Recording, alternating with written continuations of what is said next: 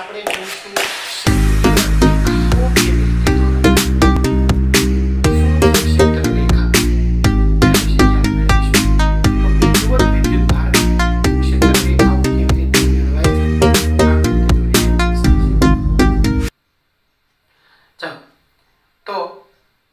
સૌપ્રથમ પહેલા ક્ષેત્રરેખા શું છે?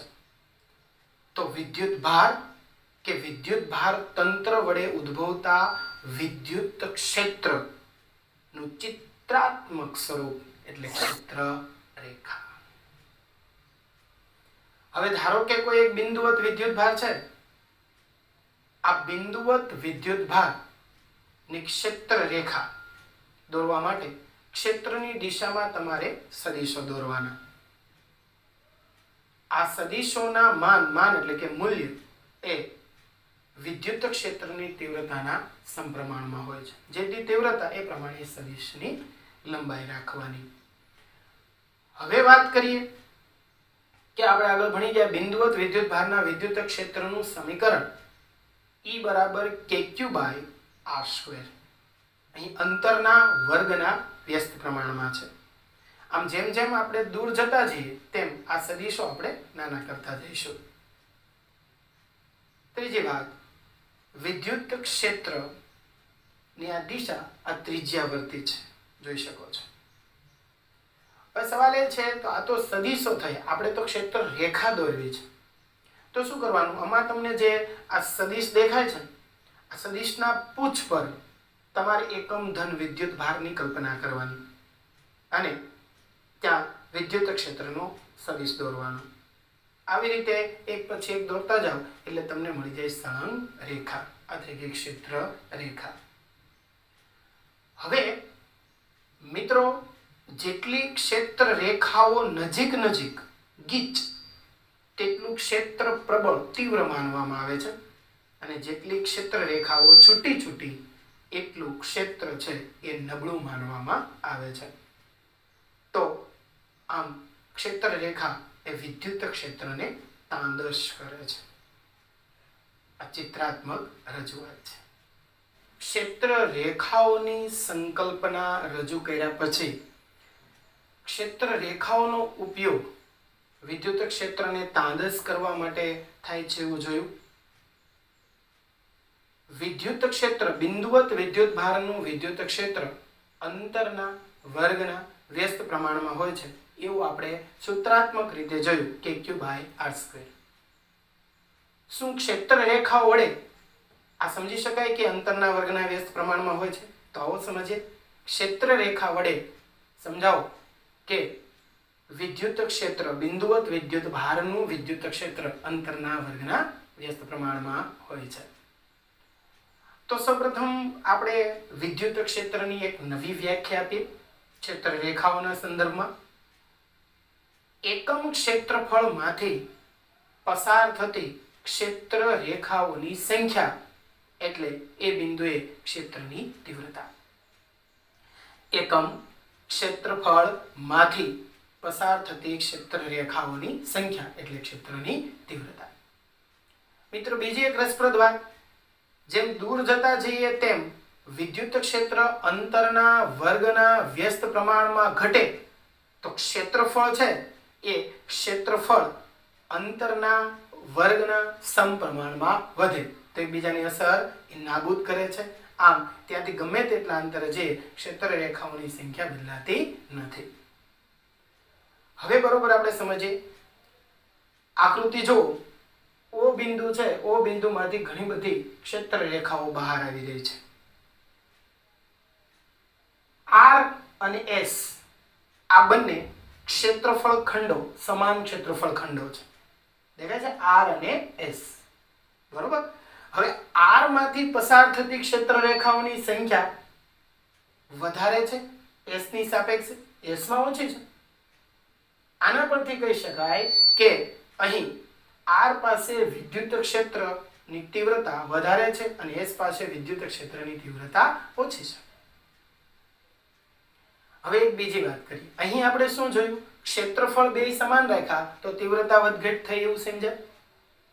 હવે બીજી વાત, એક પહેલા આપણે 11મા ધોરણમાં તમે સમતલ કોણ જોયો delta theta is equal to delta L by L. એવી રીતે ઘન કોણ જોયો તો યાદ હોય તો delta sigma is equal to delta S by R square. યાદ છે? ક્ષેત્રફળ ના છેદમાં ત્રિજ્યાનો વર્ગ. હવે આકૃતિમાં જુઓ, અહીં તમને બે ખંડો દેખાય છે, P1 અને P2 દેખાય છે. P1 અને P2 બે ખંડ છે, ક્ષેત્રફળ ખંડ. આ P1 અને P2 R1 અંતરે P1 છે અને R2 અંતરે P2 છે.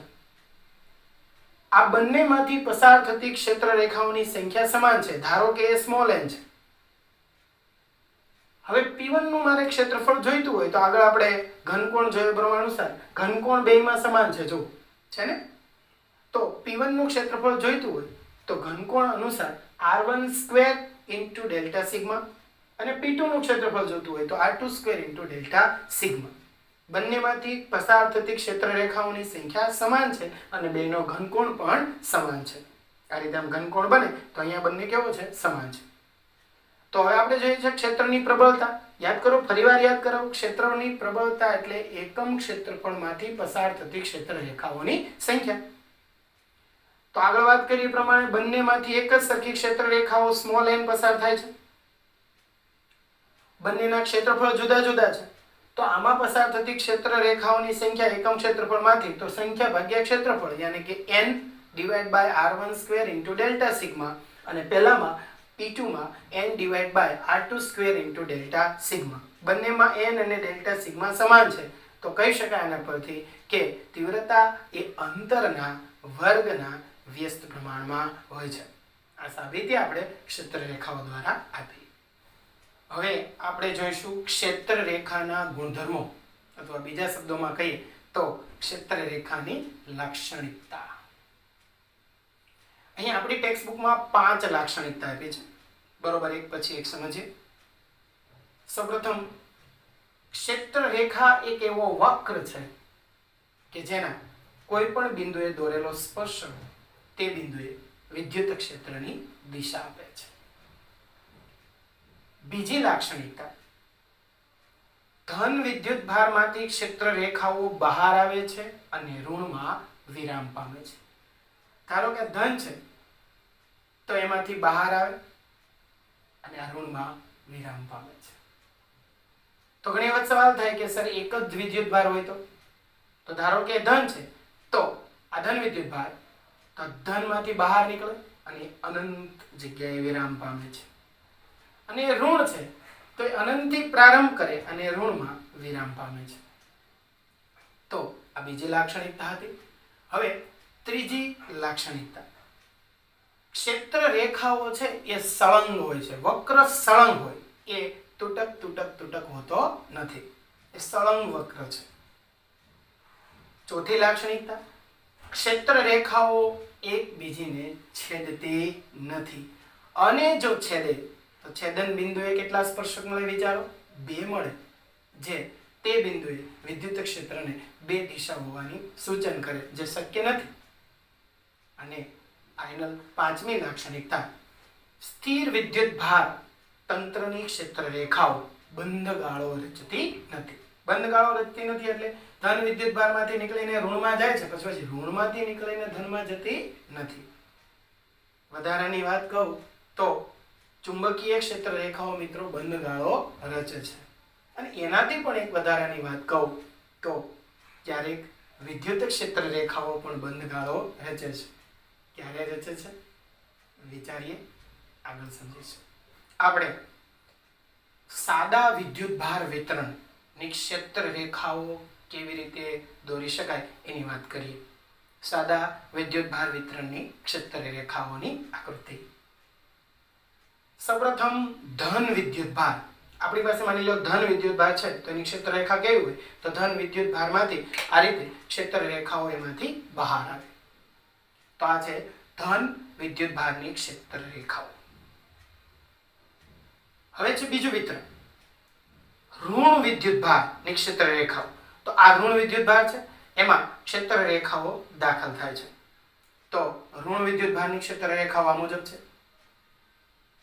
ત્યારબાદ હવે ત્રીજું વિતરણ છે બંને ધન વિદ્યુત ભાર હોય તો બંને ધન વિદ્યુત ભારની ક્ષેત્ર રેખા કેમ થાય? તો આ ધન વિદ્યુત ભાર છે એમાંથી ક્ષેત્ર રેખાઓ બહાર આવશે, આ ધન વિદ્યુત ભારમાંથી પણ ક્ષેત્ર રેખાઓ બહાર આવશે. તો ધન ધન બંનેમાંથી ક્ષેત્ર રેખાઓ બહાર નીકળશે, જેનું વિતરણ આ મુજબ થશે.